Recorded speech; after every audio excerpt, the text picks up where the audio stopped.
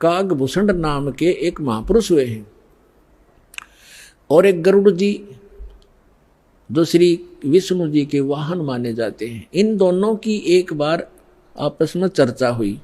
कागभूषण कैसे हैं, उनका बाकी का शरीर मनुष्य सदृश है, लेकिन चोंच और ऊपर का हिस्सा जो मुंह है वो कौवे का है, उसको कागभूषण कहते हैं।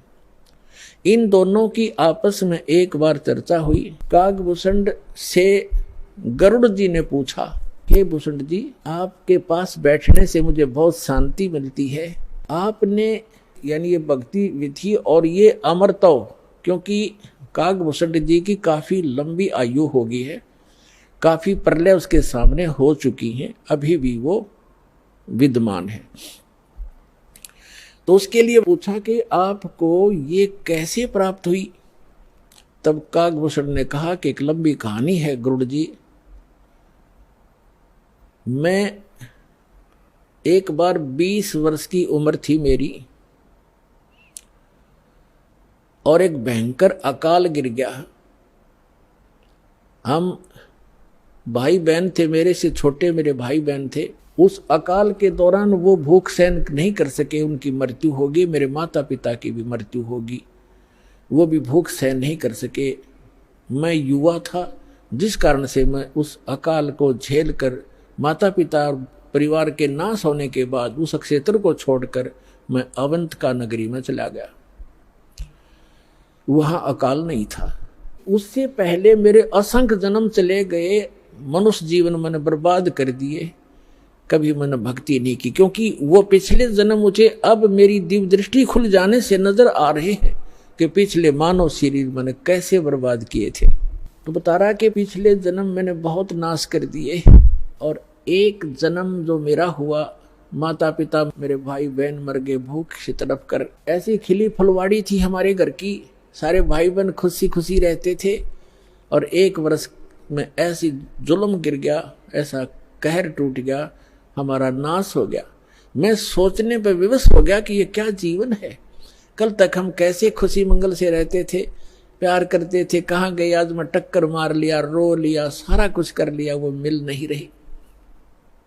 ये खाक जीवन है, कहाँ रह रहा हूं मैं। ऐसे करते करते एक मंदिर के अंदर एक पंडित जी भगवान शिव का पुजारी था, मैं वहां चला गया।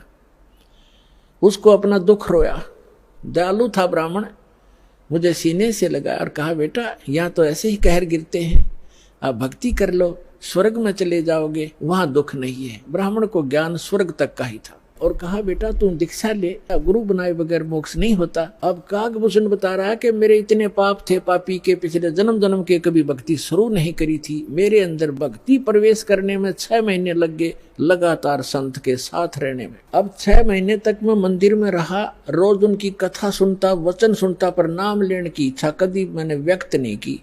गुरु जी कहते, महात्मा जी के बेटा दीक्षा ले ले, मैं कान्ना पे कह टाल जाता, ना हाँ कहता ना कहता। और दीक्षा उसी को प्रफुल्लित होती है जो सब इच्छा से अपनी लगन से प्राप्त करता है। जबरदस्ती दिया हुआ ज्ञान नाम काम नहीं करता है। तो उस पंडित जी ने इसलिए उसको जोर नहीं दिया। 6 महीने के बाद कहता, लगातार सत्संग सुनने के बाद मुझ पापी के कुछ पाप नरम हुए और तब मैंने दीक्षा प्राप्त की। दीक्षा प्राप्त करके कुछ दिनों के बाद फिर मेरे अंदर एक बकवाद भागी, जो गुरुजी कथा सुनाया करते हो मुझे भी याद होगी। मैं युवा था, गुरुजी वृद्ध हो गए थे, मेरी आवाज में कसक थी, जितने भी श्रोता थे अब मेरी तरफ आकर्षित हो गए कि और कहने लगे, हो आप तो गुरुजी से भी बढ़िया ज्ञान सुनाते हो। अपने आत्मा यहाँ मार खाता प्राणी, इस ज्ञान को सुनकर कोई वक्ता बन बैठेगा, 10 उसके प्रशंसक हो जाएंगे, वो भी अपना नाश जीवन करेगा। अब ज्ञान पुराणों का था, बढ़िया घटिया क्या हो गया इसमें, गुरुजी से बढ़िया सुनाने लग गया वो। तो यहाँ मार खाते श्रोता भी और भक्त भी मार खाते, मान बढ़ाई छा जाती है, सबसे बड़ी दुश्मन है जीव की। एक दिन मैं बैठा था, कथा कर रहा था, श्रोता बैठे थे, गुरुजी आए मंदिर में अपने घर से। मैंने खड़ा होकर सत्कार नहीं किया, क्योंकि मैं अपनी बेइज्जती समझूं था कि खड़ा होऊंगा तो सबका अट्रैक्शन उधर गुरुजी की तरफ हो जाएगा। अब मैंने बैठे बैठे दर्शन कर लिए, ऐसे बस थोड़ा सा नाम मात्र सा सिर झुकाया, खड़ा नहीं हुआ मैं।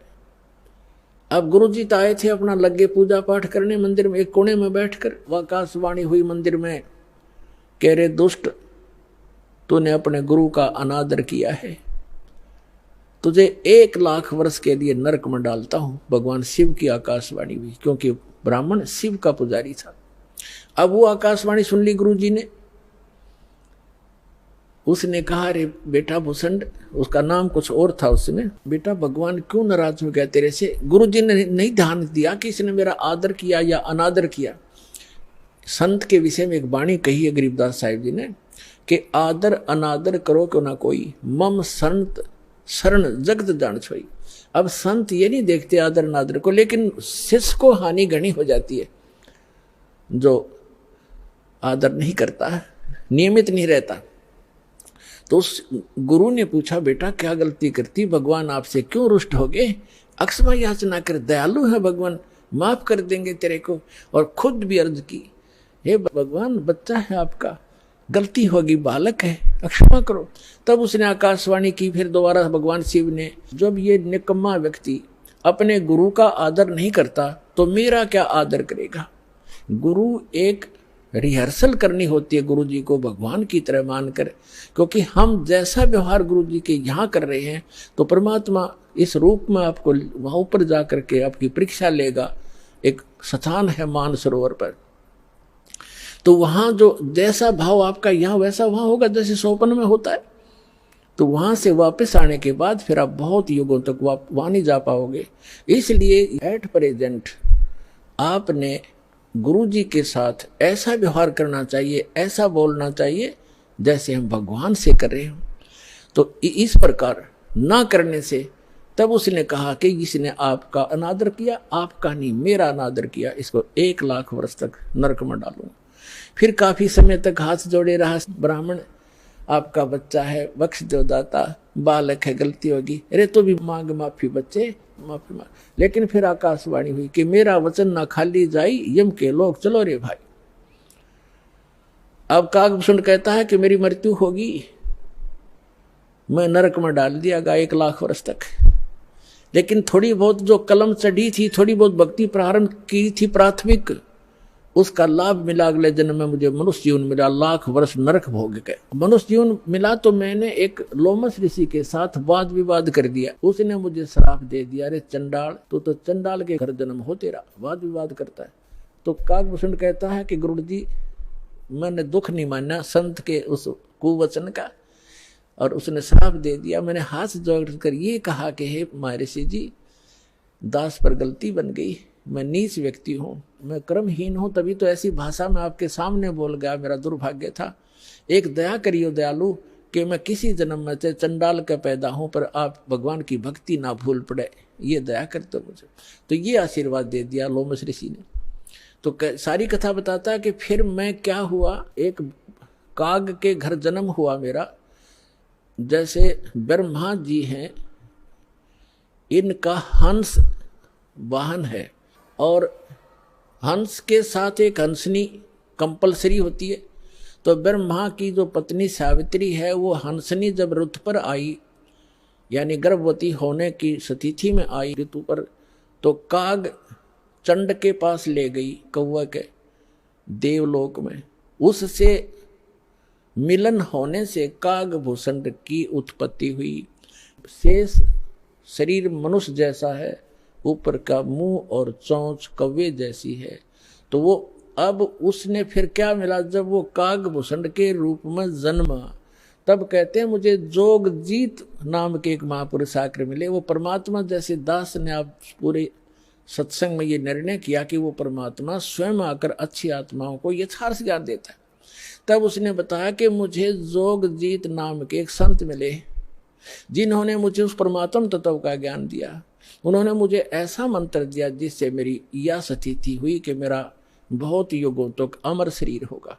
अब कागभूषण की भी मृत्यु होगी, क्योंकि अब ये समय है, इस समय में जब कागभूषण का जन्म होता तो मोक्ष हो सके था।